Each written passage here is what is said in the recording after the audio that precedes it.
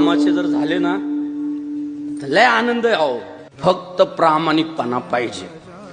दाखवायचे दात वेगळे, खायचे वेगळे नको. 18 पगड जाती 12 बलुतेदार सगळ्या पोरांनी. या बघा, मी जेव्हा स्वतःला हिंदू म्हणतो तेव्हा मी बौद्ध पण आहे, मी जैन पण आहे, मी शीख पण आहे.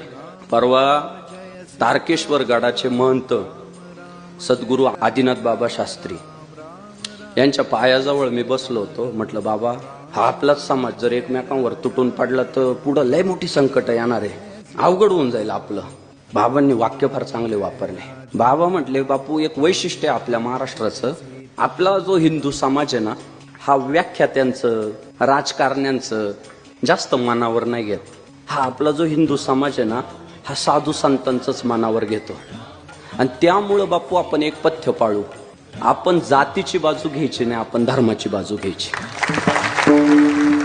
एक तारकेश्वर गडाचे म्हणत आदिनाथ बाबा शास्त्रींचं वाक्य आहे की आपण गोमातेची बाजू घ्यायची, आपण भगव्या ध्वजाची बाजू घ्यायची, आपण ज्ञानोबा तुकोबा शिवराय शंभूराजे पुण्यश्लोक अहिल्यादेवी होळकर भारतरत्न डॉक्टर बाबासाहेब आंबेडकर त्यांची बाजू घ्यायची. म्हटले आपण जर जातीयवादी विधानं केले तर समाजात दंगली होणार म्हणजे होणार.